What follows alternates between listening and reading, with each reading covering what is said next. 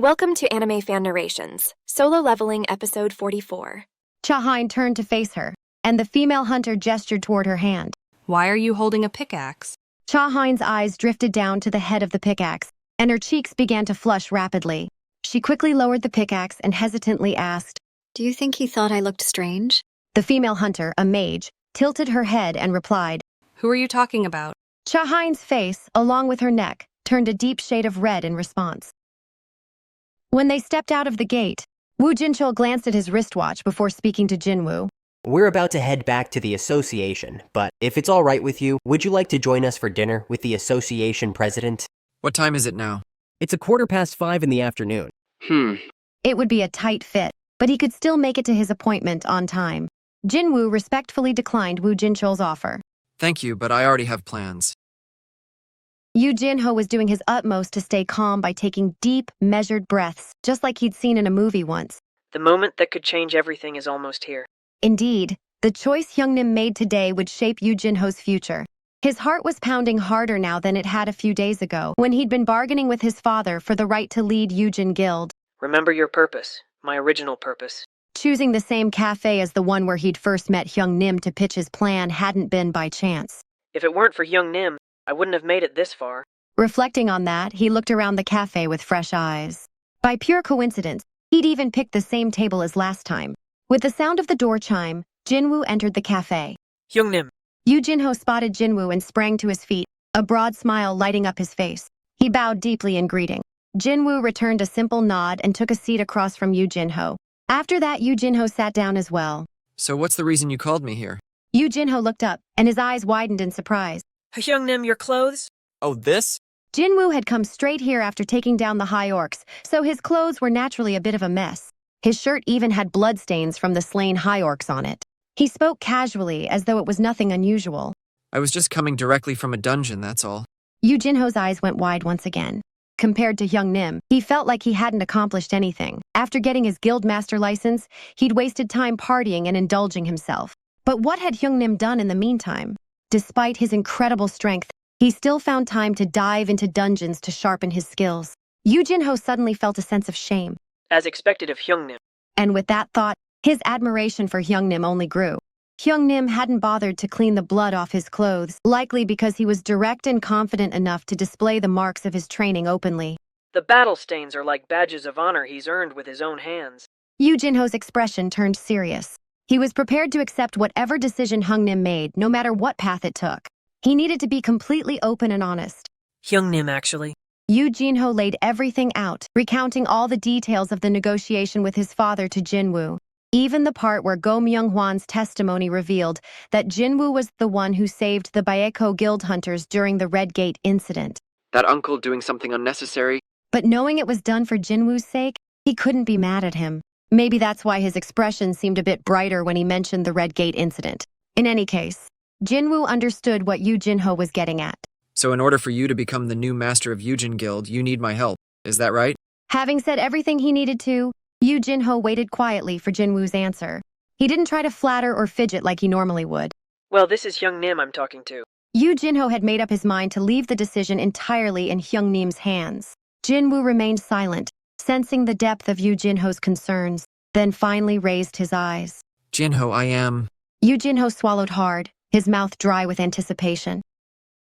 Choi Jongin, the chairman of the Hunters Guild, received a phone call. Answering it, he immediately dropped what he was doing, entered his private office, and nearly shouted into the phone. What did you just say? Sung Jinwoo was part of our raids yesterday and today? The newly emerged rank S hunter, Sung Jinwoo. For someone like that to show up right in front of his guild, and for him not to even notice, it was like he'd turned away a golden opportunity knocking on his door. The thought was enough to make him want to pull his hair out, but... What? Yesterday he was working with the mining team and today he was carrying luggage? Hearing this made it clear why he hadn't noticed. All right, for now. I won't waste time questioning why he did those things. He sensed that trying to puzzle out Jinwoo's actions would only leave him with a headache and no real answers. Besides, that wasn't what mattered right now. After Baekho, we at Hunters Guild also owe this man a debt. Indeed, they now had a reason to be grateful to Sung Jinwoo. Choi Jongin had hoped to approach Jinwoo as an equal before making any recruitment attempts, but now his guild's position mirrored that of Baekho's. Still, At least I learned about the existence of the 10th rank S Hunter before anyone else. Exactly. The urgent matter wasn't that his guild had received help, but rather discovering the extent of this hunter's abilities. Hunter Sung Jinwoo, what type of hunter was he? As he listened to the details on the other end of the line, Choi Jongin's responses grew shorter. The person speaking was Sun Gi-hoon, the raid team's captain, a man who wasn't prone to exaggeration or lying. Even then, Choi Jongin instinctively questioned it. Are you absolutely sure? Yes, sir. That's all I witnessed. That's all he witnessed? Could there be even more? If Sung Jinwoo's abilities were really that extraordinary. How would you compare his strength to mine? Though the question might have sounded a bit childish, it was the simplest way to gauge Jinwoo's power. Sun Gi-hoon hesitated for a moment before responding. Chairman, could you solo an upper-tier rank A dungeon alone? No, I couldn't. But that man did. He even discouraged Hunter Cha from helping him. Cha-hein was there too. Something about that seemed off, but her presence wasn't an issue worth fretting over. Are you certain the dungeon was a high-grade rank A? If it wasn't, we wouldn't have struggled so much, sir. He saved us all. People often called Choi Jongin the ultimate weapon. One might interpret this as him being overshadowed, but instead of feeling slighted, his heart was pounding with excitement. Myself, Cha-hein, and now Sung Jinwoo. This was the perfect opportunity for his guild to gain fame, not just in South Korea or even Asia, but across the globe, all thanks to Sung Jinwoo's abilities. Chairman Choi, I know it's not my place to tell you how to manage the guild, but Sun Ji-hoon was not someone who overstepped his boundaries or freely spoke his mind about guild matters. Choi Jongin's interest was piqued even more, eager to hear what he would say next. No, please, go ahead. that man, you must recruit Hunter Sung Jinwoo to our guild. With him, the vision you have for our guild could actually come to life. Choi Jongin's heartbeat quickened. He struggled to keep his voice steady as he replied. I'll do everything I can. In front of the Korean Hunters Association's main building, the flood of reporters gathered to cover Rhee Minsung's rank assignment test had practically set up camp outside the association. South Korea's very own Rhee Minsung, known as Asia's biggest superstar, was becoming a hunter. It wouldn't be an exaggeration to say that today, cameras from all over the world were trained on this scene. Space was scarce, and the reporters were engaged in a fierce turf war. Excuse me, we already claimed this spot. Hey, are you blind? Look at the crowd. Who cares about who reserved what spot? Your spot is wherever you're standing. Dang it.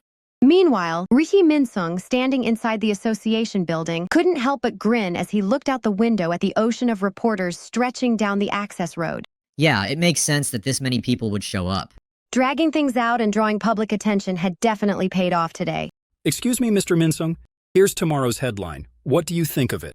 A top journalist from South Korea's biggest newspaper held up a draft for the next day's front page and asked, "Don't you think that headline is a bit bland?" You think so? How about this instead? Rhee Minsung, the man who has everything, now attains power beyond humanity. How's that? But with a bold headline like that, don't you think it could rub some readers the wrong way? Look, I'm not exaggerating here, and let's be real, no one in South Korea would dare say anything bad about me. Both the media and my fans are keeping a close watch. Understood. We'll go with that one. I'm counting on you. Rhee Minsung nodded with a polite smile, but as he turned away, a scowl crossed his face. He'll end up doing what I suggested anyway, so why does he have to babble so much nonsense? Just then, two high-end luxury sedans pulled into the association's parking lot. Almost simultaneously, two men stepped out of their cars, Baek Yoonho from the Baekho Guild and Choi Jongin from the Hunters Guild. Huh? Look over there. It's Baek Yoonho. Choi Jongin is here too. The reporters who had been crowding the entrance to the association building immediately swarmed toward the two men. Both Baek Yoonho and Choi Jongin frowned at the sudden commotion. What's up with all these reporters? Why is everything so hectic today? The relentless sound of camera flashes surrounded them, and reporters bombarded them with questions. Are you here today to recruit Mr. Rhee Minsung? As leading hunters in South Korea, what are your thoughts on Mr. Rhee Minsung possibly leaving the entertainment field? What do you predict for Mr. Rhee Minsung's rank? Could you share your opinions on Mr. Rhee Minsung? Baek Yoonho, known for his short fuse, waved his hands as if to brush off the entire situation. I'm not here because of that guy. I've got nothing to say about him. Choi Jongin, on the other hand, replied in a neutral tone, sticking to the facts. Anyone involved knows that Mr. Rhee Minsung has already signed with the Reapers Guild. I'm here at the association today for a completely different reason. With responses that didn't satisfy their curiosity, the reporters muttered in disappointment and dispersed. What a letdown. So much for an exclusive scoop. He got all worked up for nothing.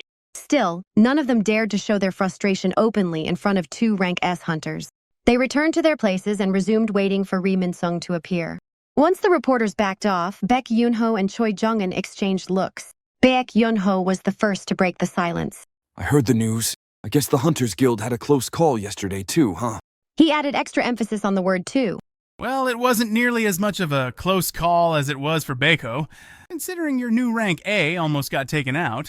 The tension between the two was as intense as the rivalry among the reporters. Baek Yoonho looked annoyed for a moment, but soon sighed and replied. In any case, both our guilds owe that man a debt. We were incredibly lucky yesterday. If he hadn't been there, my second elite team would have been wiped out completely. Though both men were fully aware of who they were talking about, neither mentioned his name, a final gesture in their silent rivalry. Thanks for watching Solo Leveling on AnimeFan Narrations. If you enjoyed it, please like, subscribe, and hit the bell for updates. Share your thoughts in the comments. See you next time.